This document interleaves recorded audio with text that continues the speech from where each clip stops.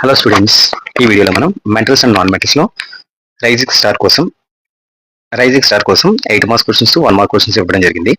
అయితే దీంట్లో 8 marks questions మీరు ఒకసారి చెక్ చేసుకుని జాగ్రత్తగా చూసుకోండి. సో ఈ వీడియోలో మాత్రం ఓన్లీ 1 మార్క్ క్వశ్చన్స్ మాత్రమే మనం డిస్కస్ చేద్దాం అనమాట.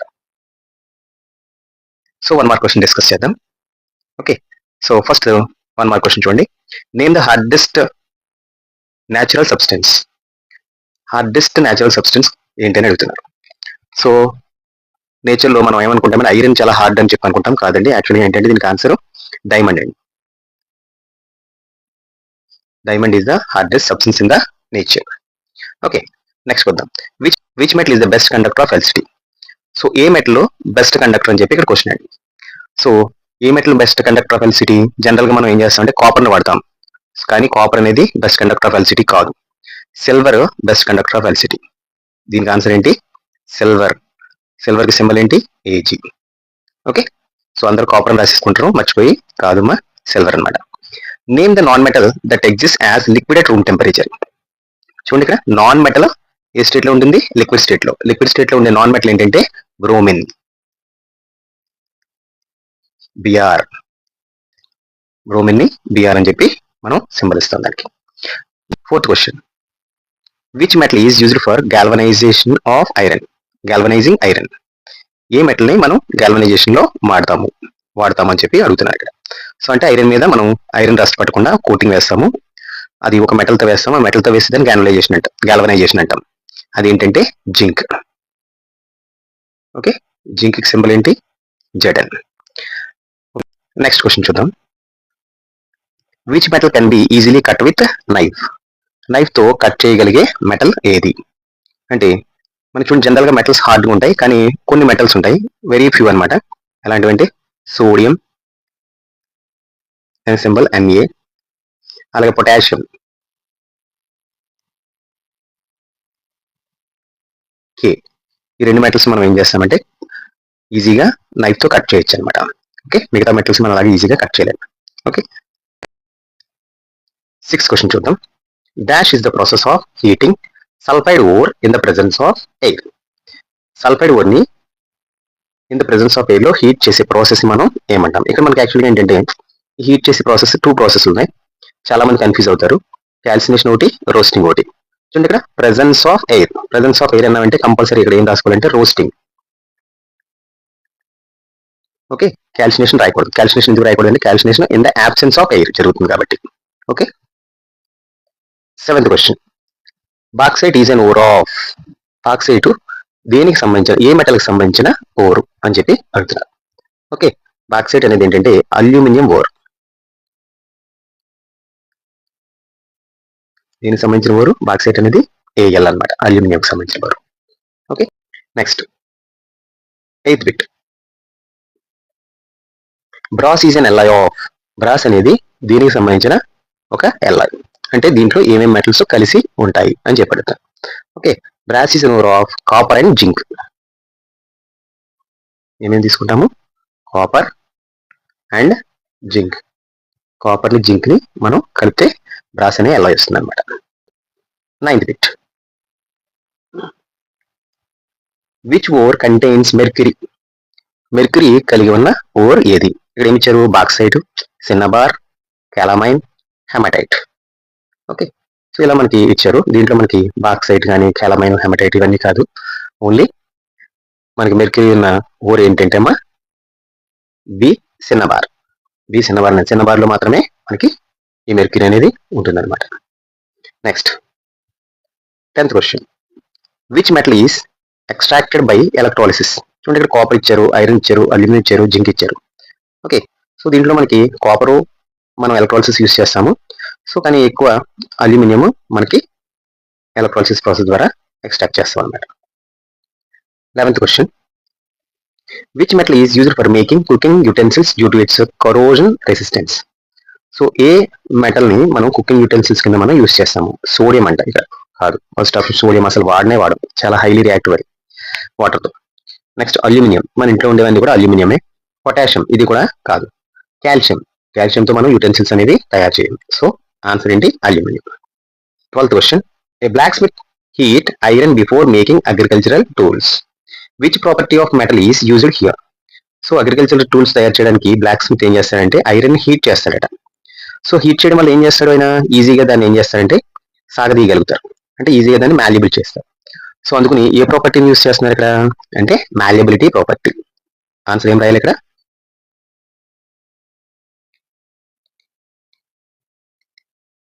ఈ మాల్యబిలిటీ అనే ప్రాపర్టీని మనం యూజ్ చేయడానికి ఈ ఐరన్ ని హీట్ చేస్తారనమాట blacksmith. Next 13th question, identify the incorrect statement. ఈ ఇన్కరెక్ట్ స్టేట్మెంట్ ఏంటి అని అడిగాను. గ్రాఫైట్ కండక్ట్ ఎలక్ట్రిసిటీ, ఇది కరెక్టేనండి. గ్రాఫైట్ అనేది good conductor of electricity. Mercury is liquid at room temperature, ఇది కరెక్టే. Okay, sodium is stored in water, ఇది రాంగ్ స్టేట్మెంట్. సో కాబట్టి మనకి ఆన్సర్ ఏది, ఈ రాంగ్ స్టేట్మెంటే మనకి ఆన్సర్ అనమాట. Okay,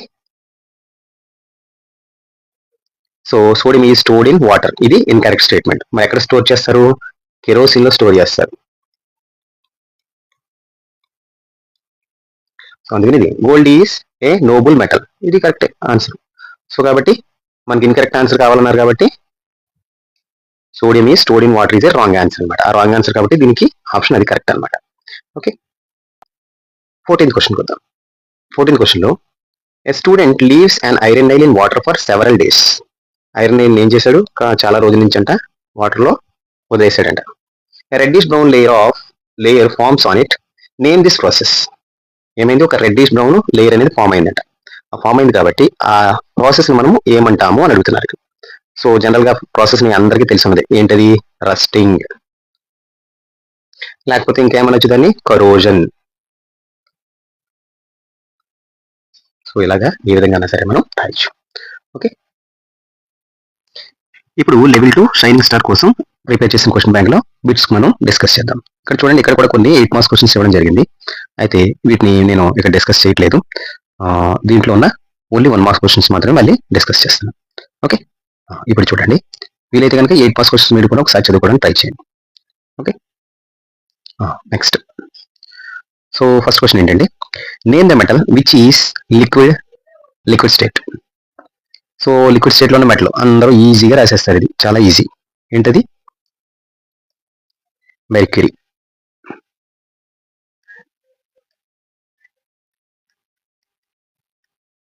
which metal is coated on iron in galvanization. Already ఇది రిపీట్ అయిపోయింది క్వశ్చన్, చూడండి ఒకసారి. సో గాల్వనైజేషన్ లో కోటింగ్ వేయడానికి ఐరన్ మీద ఏ మెటల్ యూజ్ చేస్తాం, ఇది ఆల్రెడీ రిపీట్ అయిన క్వశ్చన్. ఆన్సర్ ఏం రాస్తామంటే zinc, Zn. Okay, third question, why is solder used for welding electrical wires. Electrical wires ని వెల్డింగ్ చేయడానికి మనం ఏం చేస్తామంటే సోల్డర్ ని యూజ్ చేస్తాం. మరి సోల్డర్ ని ఎందుకు యూజ్ చేస్తారని చెప్పి మనకి ఇక్కడ క్వశ్చన్ అయింది. ఓకే, సో ఫస్ట్ వన్ ఏంటంటే సోల్డర్ కి లో మెల్టింగ్ పాయింట్ ఉంటుంది. ఏముంటుంది, సోల్డర్ హ్యాస్ లో మెల్టింగ్ పాయింట్. అలాగే ఇంకా దీన్ని వాడడానికి కారణం ఏంటంటే it melts easily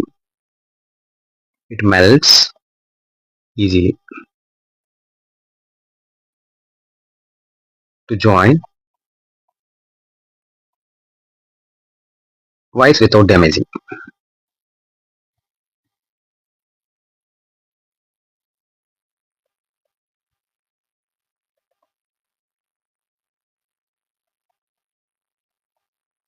Solder has low melting point and it melts easily to join wires without damaging components. Components ఏవి కూడా డ్యామేజ్ అవ్వకుండా ఈజీగా మనకి వైర్స్ అనేవి ఏం చేస్తాయంటే జాయిన్ చేసేయచ్చు అనమాట వెల్డింగ్ ద్వారా. Next, what are amphoteric oxides? So some metallic oxides are there, they are having both acidic and basic nature. Metallic oxides which are having both acidic and basic nature, and they reacts with both acids and bases. So these are called amphoteric oxides. Example చూద్దాం. ఎగ్జాంపుల్కి వచ్చేటప్పటికి aluminium oxide Al2O3, అలాగే zinc oxide ZnO. ఈ రెండు కూడా ఏంటంటే మనం యాంఫోటిక్ oxides కి ఎగ్జాంపుల్స్ కింద చెప్పుకోవచ్చు. వీటికి అసిడిక్ నేచర్ ఉంటుంది, బేసిక్ నేచర్ ఉంటుంది. Okay, fifth question, name 2 metals which are found in nature in free state. నేచర్లో కంబైన్డ్ స్టేట్లో కాకుండా ఫ్రీ స్టేట్లో దొరికే 2 మెటల్స్ నేమ్స్ని రాయమంటున్నారు. ఇవి చాలా సింపుల్ అండి. ఇవి నోబుల్ మెటల్స్ అని కూడా అంటారు వీటిని. ఏంటంటే అవి ఒకటి గోల్డ్, ఇంకోటి ప్లాటినం. సో ఈ 2 మెటల్స్ మనకి ఫ్రీ స్టేట్లో అంటే డైరెక్ట్గా అవి ఎలాగైతే నేటివ్ స్టేట్లోనే అలాగే మనకి భూమిలోంచి లభ్యమవుతుంది అనమాట. Next, formula of cinnabar is. Cinnabar యొక్క ఫార్ములా ఏంటి చూడండి, ఇదే HgS, మెర్క్యూరీ సల్ఫైడ్ అనమాట. Next, Sudha believed all metals reacts with water. Which metal help to correct this misconception. Sudha ఏమన్నా ఉంటుందంట, all metals reacts with water, అన్ని మెటల్స్ కూడా వాటర్తో రియాక్షన్ జరిపిస్తాయని చెప్పి అంటుందంట. యాక్చువల్గా ఇది కరెక్ట్ కాదనమాట. అన్ని మెటల్స్ మనకి రియాక్షన్ జరపవు. చూడండి మరి ఇక్కడ ఆప్షన్స్ ఏమి ఇచ్చాడు. సోడియం రియాక్షన్ జరుగుతుంది, హైలీ రియాక్టివ్. పొటాషియం కూడా రియాక్షన్ జరుగుతుంది. ఓకే, మరి కాల్షియం స్లైట్ గా, కానీ గోల్డ్ మాత్రం అస్సలు రియాక్షన్ జరపదు. సో కాబట్టి కరెక్ట్ ఆన్సర్ ఏదంటే గోల్డ్ కరెక్ట్ ఆన్సర్ అనమాట. Okay, 8th question, Ravi thought all non metals are poor conductors. అన్ని నాన్ మెటల్స్ కూడా పూర్ కండక్టర్స్ అని చెప్పి అంటున్నాడు. Which non metal proves this idea is not always true. యాక్చువల్గా నాన్ మెటల్స్ జనరల్ గా poor కండక్టర్సే, కానీ ఒకటి ఉంది, ఆ ఒక్క నాన్ మెటల్ మాత్రం గుడ్ కండక్టర్ ఆఫ్ ఎలక్ట్రిసిటీ. అది ఏంటంటే graphite. Graphite is a good conductor of electricity. 9th question, Radha says iron can displace copper from copper sulphate solution. Radha అనే అమ్మాయి ఏం చెప్తుందంటే iron can displace copper from copper sulphate solution. So iron copper sulphate solution తో reaction జరిపితే ఈ copper ని ఇది displays చేసేస్తుంది అని చెప్పి ఈ అమ్మాయి చెప్తుంది. అంటే FeSO4 ఫామ్ అవుతుంది, అలాగే కాపర్ మనకి అలా మిగిలిపోతుందండి. సో దాని అమ్మాయి ఏం చెప్తుంది, copper can displace iron from iron sulphate solution. Copper అంట ఐరన్ సల్ఫేట్ సొల్యూషన్ తో రియాక్షన్ జరిపితే TuSO4 అలాగే ఐరన్ వస్తుందని చెప్పాడు. సో ఇది రాంగ్. ఎందుకు రాంగ్ అంటే కాపర్ ఐరన్ ని డిస్ప్లేస్ చేయలేదు.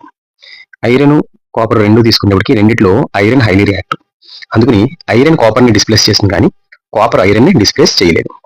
సో కాబట్టి మనం ఏం చేస్తామంటే ఇక్కడ ఇది no reaction.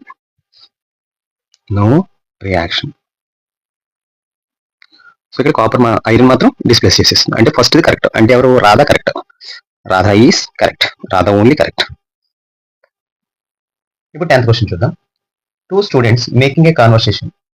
One says all metal oxides are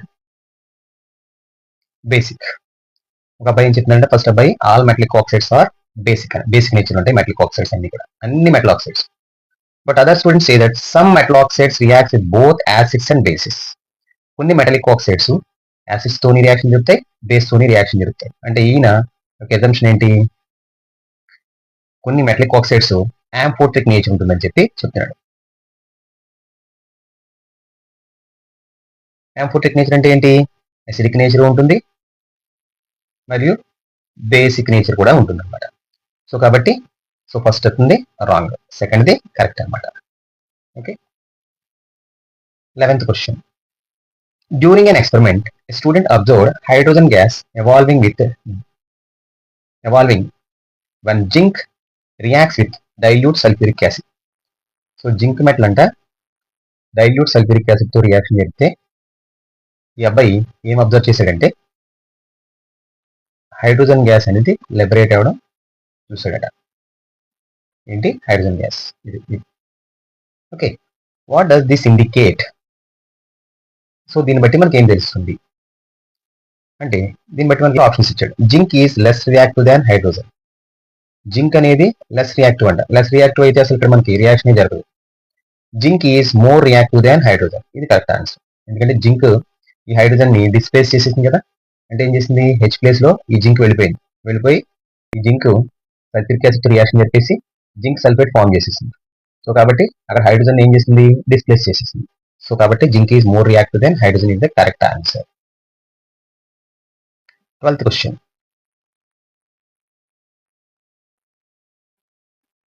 which pair is correctly match. Correct గా మ్యాచ్ అయిన పేరు ఏంటి, గాల్వనైజేషన్ అంట. Galvanization prevents rusting of iron, correct ఆన్సరే. క్యాల్సినేషన్ ప్యూరిఫైస్ గోల్డ్, ఇది రాంగ్ ఆన్సర్. క్యాల్సినేషన్ అంటే ఏంటి? Heating the ore in the absence of air, so ఇది కాదు.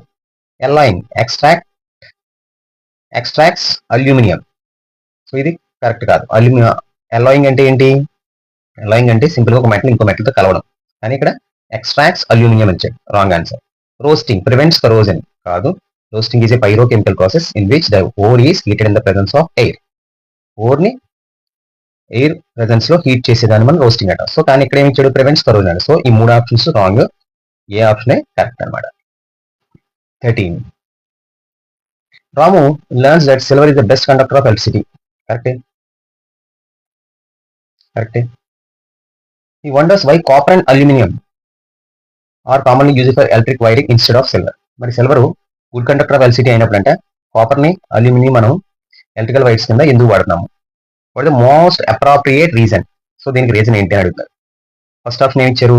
Copper and aluminium conduct electricity better than silver, కాదు. సిల్వర్ బెటర్ కండక్టర్ ఉన్నప్పుడు మళ్ళీ reverse ఇచ్చాడు ఆన్సర్, రాంగ్ ఆన్సర్. సెకండ్ వద్దాం. Copper and aluminium are cheaper, ఇది కరెక్ట్ అండి. Copper aluminium కొంచెం చీప్, దేనికంటే? సిల్వర్ కంటే. And have good electrical conductivity, ఈ రెండింటికి గుడ్ ఎలక్ట్రికల్ కండక్టివిటీ ఉంది, అది కరెక్టే. And are more practical for wiring, so ఈజీగా వాటిని వైర్స్ కింద తయారు చేయొచ్చు. సో కాబట్టి బి ఆన్సర్ అనేది కరెక్ట్. థర్డ్ ఆన్సర్ కూడా చూద్దాం. Silver can not be made into wires, ఈజీగా చేయొచ్చు. సో కాబట్టి ఇది తప్పు ఆన్సరే. Silver is poor conductor of electricity, ఇది ఇంకా రాంగ్ ఆన్సర్. సో కాబట్టి కరెక్ట్ ఆన్సర్ ఏది? Copper and aluminium. So copper and aluminium are cheaper, have good electrical conductivity and are more practical for wiring is the correct answer. Next 14th question చూద్దాం. Which non metal is essential plant nutrients and is commonly used for fertilizers? So general గా plants కి కావలసిన non metal ఏది? Oxygen కాదు, so ఇది correct answer. Nitrogen. Nitrogen is a non metal. Nitrogen is a macronutrient for plant. Why? Because due to this nitrogen only leaf growth takes place and chlorophyll production takes place. So chlorophyll production కానీ లేకపోతే leaf growth కానీ nitrogen వల్లే బాగా ఎక్కువగా జరుగుతుంది అనమాట. అలాగే commercial fertilisers లో మనకి నైట్రోజన్, ఫాస్ఫరస్, పొటాషియం ఈ మూడు కూడా ఎక్కువ ఉంటాయి అన్నమాట. ఇది ఎన్పీకే ఫెర్టిలైజర్ అంటారు. ఎన్పీకే ఫెర్టిలైజర్స్ లో N for nitrogen, P for phosphorus, A for potassium. So nitrogen is the correct answer.